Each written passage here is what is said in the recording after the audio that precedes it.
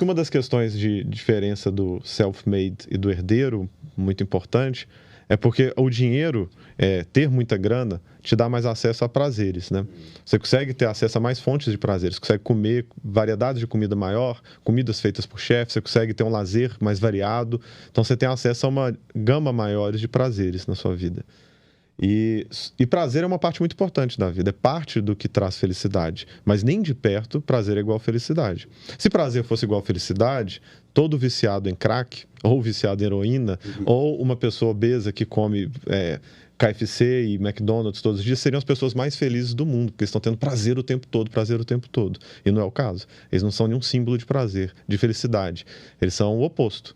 Então, porque felicidade também envolve a gente conseguir fazer coisas que a curto prazo não são agradáveis, são desagradáveis, a gente se esforça para conseguir uma consequência que é importante para a gente a longo prazo. E é o caso do self-made. O self-made, ele conseguiu se engajar em coisas que provavelmente ele nem gostava tanto, trabalhar, a maioria das pessoas não gosta, mas que ele achava importante por N motivos, e ele foi conquistando essas consequências a longo prazo.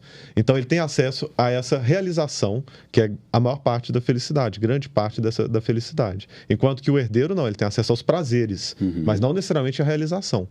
Ele não conquistou nada. E aí, muitos herdeiros têm essa questão, e falam muito disso, de como se sentem deprimidos porque não conquistaram nada. Às vezes o pai, provavelmente, geralmente é o pai, né? Conquistou muitas coisas e ele não tem nada. E ele simplesmente nasceu no berço de ouro e nunca fez nada a partir daí.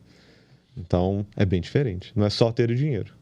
E aí que entra um fenômeno de ancoragem, né? Porque, tipo assim, na medida que você conquista algo, vamos dizer assim, o benefício que você tem ao ganhar algo novo, geralmente é menor do que o prejuízo que você tem ao perder aquilo ali. Então, o peso na balança se eu perco alguma coisa, pesa muito mais do que se eu ganho alguma coisa. Vou te dar um exemplo. Eu, sei lá, tô com um celular bom aqui, Galaxy S21 Ultra. Cara, se você me colocar um Motorola Moto G simplesão, eu vou ficar assim, cara, que merda. É difícil, sabe? Quando você dirige um carro bom e desce para um carro piorzinho. Se a gente tivesse internet de escada hoje em dia, a gente tava um tiro na cabeça. Seria um inferno, cara. Seria um inferno. Mas quando a gente teve internet de escada e veio a Velox, a gente não ficou, uau, super alegria. Foi bacana, temos melhor. E aí quando foi de 100 mega, 10 mega para 20 mega, bacana. E é gradual. Só que agora, se a gente faz essa queda, eu acho que pesa um pouquinho mais. E aí que entra a questão de por que muita gente rica, quando fica quebrada, tende a fazer coisas que são, assim, absurdas, né? Então, por exemplo, a relação entre suicídio e perda financeira. Então, quando o cara perde muito dinheiro na bolsa de valores, ou perde muito dinheiro porque apostou alguma coisa errada, isso pesa muito para ele, assim, mesmo que ele ainda continue tendo um dinheiro sobrando ali, acima de muita gente. Isso. Então, por exemplo, tem um estudo da Malásia. Por que você está trazendo estudo da Malásia, Manuel? Porque eu tenho problema com estudos americanos. Cara, é tudo americano. Então eu quero ver de outras culturas. Só os weirds, como a gente falou. Só os weirds, cara. Tudo é americano, europeu. Eu não quero ver. Eu quero ver a Malásia. Se eles pegaram milionários da Malásia e foram ver motivos de morte assim, relacionados ao suicídio, e a maioria é depois que perdeu grana. Então o cara tinha um patamar de qualidade de vida, perdeu grana e cometeu suicídio como consequência. E aí eles foram avaliar que, nesses grupos dele, o fator de risco maior de suicídio é perda financeira e perda de endividamento, e perda de fonte financeira, que no caso aquele seria desemprego. Mas eu acho que isso é no mundo todo. A perda financeira é um dos principais elementos preditores de suicídio. E as pessoas têm dificuldade de entender isso. Eu lembro quando eu estava dando aula sobre isso, estava no Setembro Amarelo, pediram para eu dar uma palestra sobre suicídio. E aí eu estava mostrando os estudos e os principais fatores. Aí um deles era essa queda financeira. E aí eu estava lá mostrando. E mostrando como, mesmo se o cara era bilionário e agora ele é só milionário, ainda vale. Ele ainda está em alto risco de suicídio. Se o cara era milionário, agora é só rico, também está. Quando o cara cai, mesmo que não seja para miséria, toda queda financeira aumenta a probabilidade de suicídio, essa queda.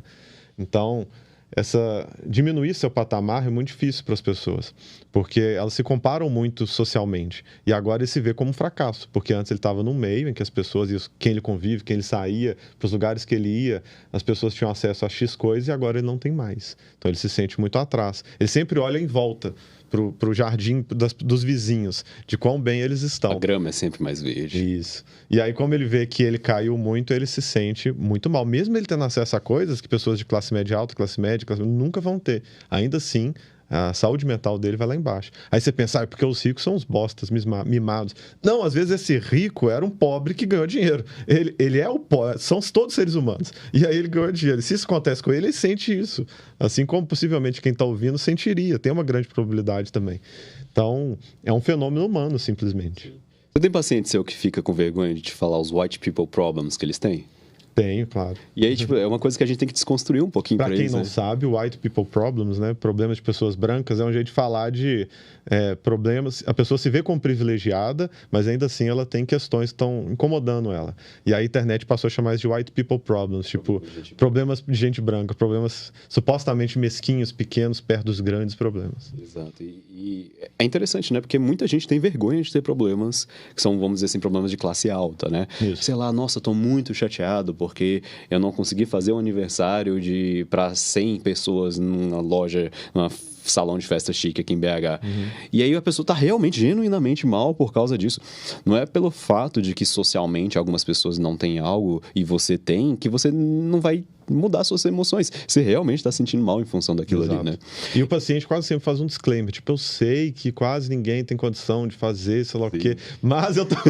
Eles sempre fazem, porque tem essa culpa, né, de estar se sentindo mal. Mas é porque, para nós, igual você está falando, a gente olha para os vizinhos, no meio dela, tem a expectativa social de que ela vá fazer uma super festa para aquelas pessoas, e quando ela não consegue, ela se sente mal. E você chegar e falar, mostrar o tanto de pessoas que têm problemas maiores, não necessariamente ajuda.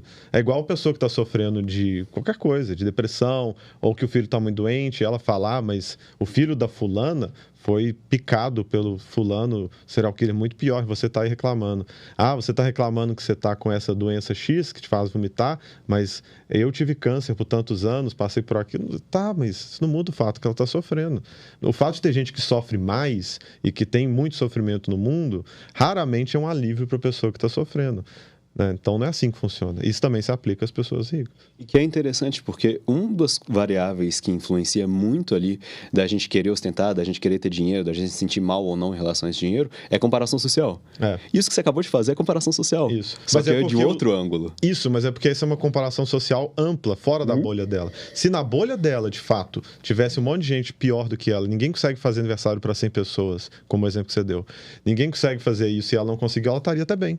O problema é que como ela convive com pessoas que conseguem e que estão fazendo, e aí ela se sente um fracasso. Aí ela se sente mal porque ela sente que ela deveria ser capaz de realizar aquele aniversário perfeito. É a mesma coisa que acontece com a gente na escola, não sei se aconteceu com você. Quando você vai mal na prova, você fica muito melhor quando todo mundo vai mal na prova junto com você.